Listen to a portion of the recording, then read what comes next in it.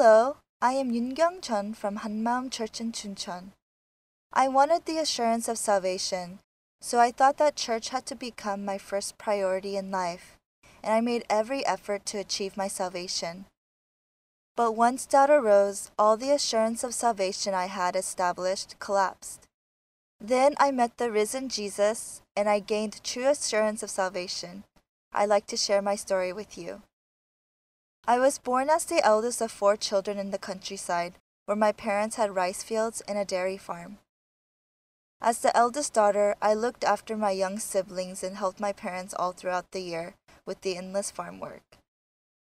After school, I helped weed the fields and plant corn in the spring. In the summer, I helped weed the rice fields and pick chili peppers.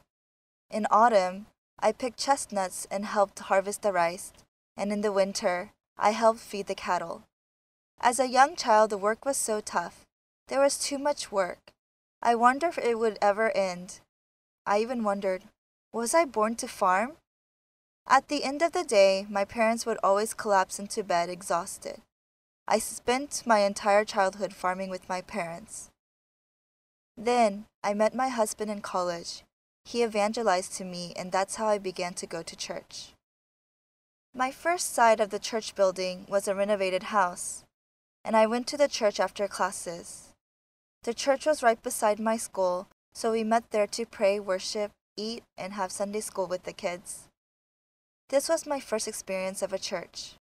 I liked the family atmosphere so much that I worked hard at the church as if it were my own home. As I went to church, I began to think that I could go to heaven. In this way, my assurance of salvation grew. I was so thankful for the fact that God had sent His one and only Son to this world for me, so that He could die on the cross instead of me for my sins. So I worked hard at church. I thought if I did that, God would save me and let me go to heaven. From then on, church was the center of my life. I went to work every day after morning prayer. Then, after work, I went to church to pray and receive pastoring. I was involved in all the church activities and became a person who looked like she had good faith. Then, after marriage, I had to become even more involved in the church. I was serving in the media room, administration, weekly announcements, finances, prayer meetings, evangelism meetings, and all the discipleship trainings. Church was my life's #1 priority. I went to work at church every day. After morning prayer, I went home briefly, then came back to church at 10 a.m. to pray for 1 hour, clean the church, and have lunch. Then starting from 2 p.m., we'd evangelize on the streets, post tracts on the apartment doors, go door to door to preach, etc., adjusting our schedule to the season. I'd then go home at about the time my kids were done with school, cook, have dinner, and go back to church by 8 p.m. to pray. Because church was my very first priority in life, I had become a fervent Christian in an active church. So outwardly, everyone saw me as a person with good faith and diligence. But inside, I was not like that. I thought that by doing church work, I'd obtain good faith and assurance of salvation, but it wasn't like that. My only thought was, when will I become a person with good faith? It led me to look at myself constantly. As life went on, I became exhausted physically and spiritually. If I attended conferences or retreats, I felt the Lord's love convicting me, so I became determined to run the race for Him. But very strangely, this feeling only lasted for 1 week. The longest was a month. Then the joy would just disappear into nowhere. Then when I would see no change in myself, I would check my salvation and examine my heart again. I wondered, why am I like this? I don't even go out with my friends or socialize. Maybe I can't become like the people in the Bible, but at the least, why can't I become like the really faithful people around me? So I prayed diligently. As I prayed, I realized that there was a limit to how much I could pray with words. I was repeating the same words. At that time, I read in the Bible about speaking in tongues, and actually saw a person doing it. She said that it brought her joy, and that if you desired it, God would give it to you. So that was when I began to long for the gifts mentioned in the Bible, and the first one was speaking in tongues. I received it through a special conference. I was told that if you didn't use the gift of speaking in tongues right away, you would lose it. So every day in the morning or after work, I started with half an hour and gradually increased my prayer session time of speaking in tongues. When I prayed, my hands reached up by themselves, although no one was pulling them up. My hands sometimes shook, and sometimes they pointed towards the person I was praying for. One day, I was praying loudly, then suddenly I was praising in tongues. It was so amazing that praying became a joy. Then I got to attend a healing conference. I heard that if I repented and forgave those who wounded me, my stronghold of grudges would be destroyed. The speaker said that your faith would be changed, so I really prayed earnestly. However, there was still no big change in my faith. And also, he said that if you prayed for 3 hours a day, you'd become a person who would change the world. So I started to pray 3 hours a day. However, as I kept doing this, I felt guilty if I missed a prayer session. And if I didn't go to church even for a single day, I felt anxious. So to make up for those hours, I prayed even more diligently. Filling up those 3 hours was more important than the content of the prayer. Then, when I read the Bible, it said that if someone speaks in tongues, he has to desire its interpretation and also be eager to prophesy. At that time, there happened to be some speakers invited to the church. Among them was a pastor's wife who prophesied. I received prophetic prayers from her with some other deacons, and I felt so great. Then I was told that there was a seminar for prophetic prayers, so I went with my 9-month-old daughter.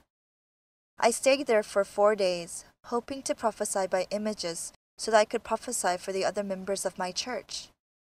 For 3 hours a day, I prayed for a person based on the images that came into my mind as I prayed for him or her, just as I had been taught to do.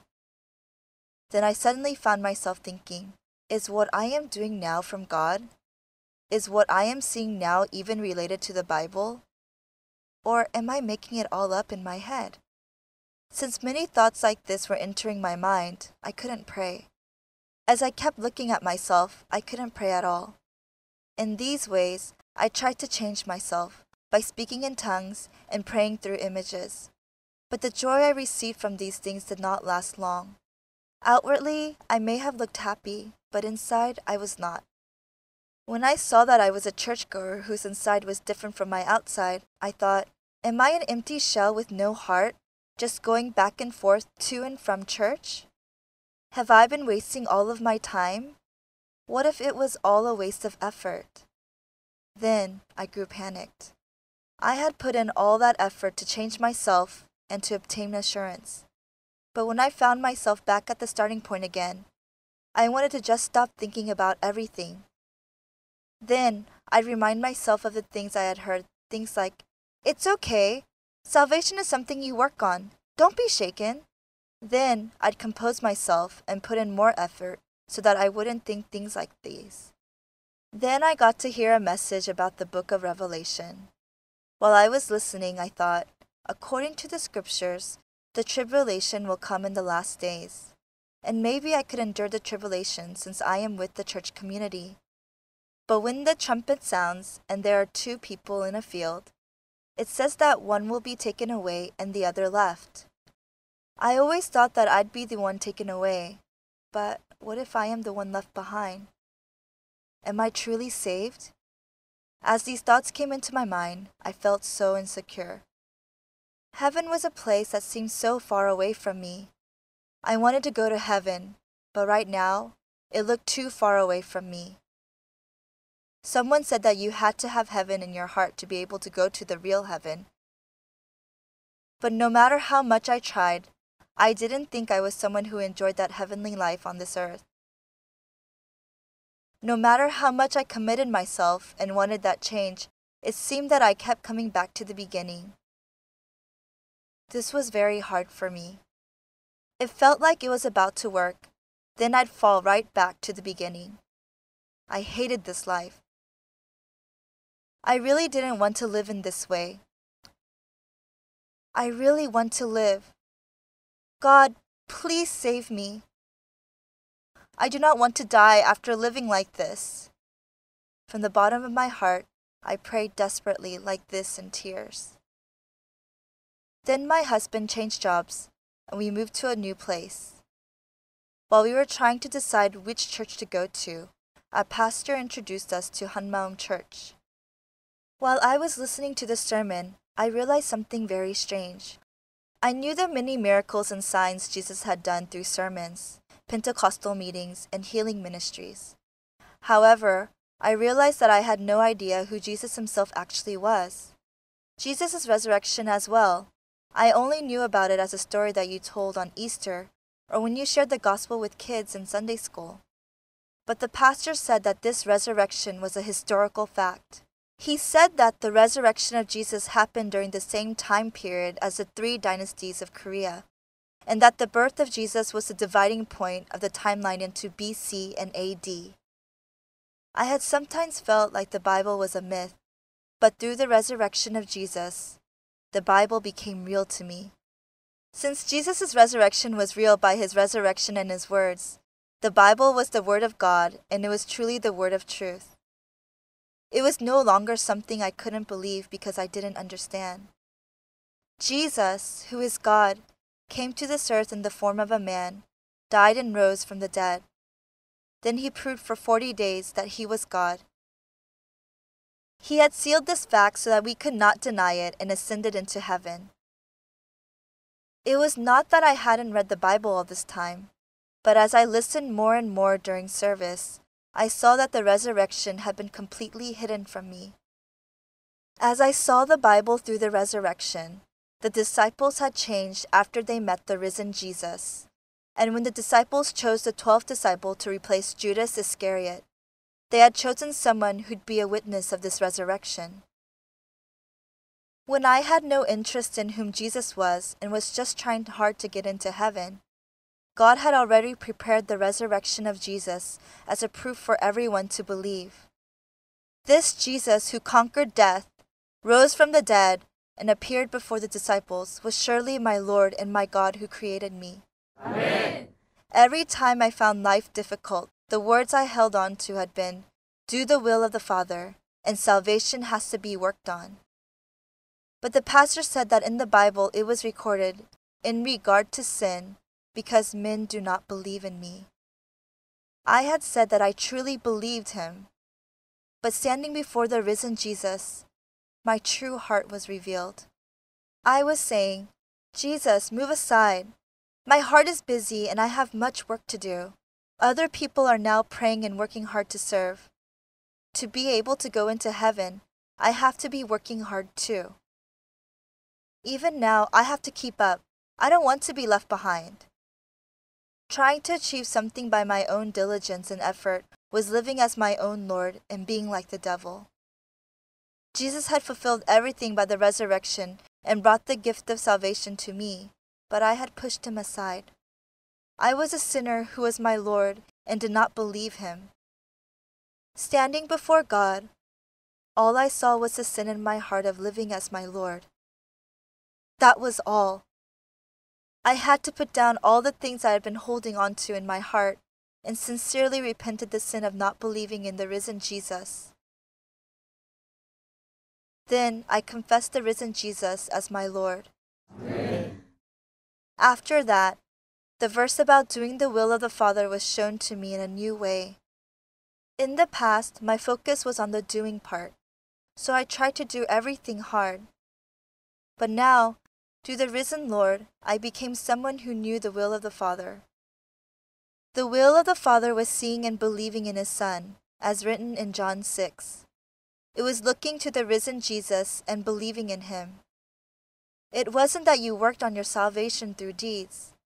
Salvation was something that Jesus had come here and accomplished once and for all, and you believed this through the sure proof that he had left behind as part of history, his resurrection. Amen. After that day, I said to my husband, who confidently said that he had assurance of salvation, "Honey, come sit beside me. Jesus has risen. This is a fact. Because he rose again, my assurance of salvation can never be shaken again." I shared with him the message of resurrection, and even though he didn't seem interested, I told him about the risen Jesus. After that, when my husband came home, he would ask me first about what I had heard in small church that day. That was how my husband, who used to feel confident about his salvation, came to meet Jesus through the sure proof called the resurrection. Then he confessed that his faith had been based on his own convictions all this time, and now he has become my co-worker in Christ, who testifies to the gospel of the resurrection. Amen. I tried everything to work out my salvation, and in spite of all of my efforts, I could not obtain it. But by meeting the risen Jesus, not only is my salvation sure, but heaven is also inside my heart.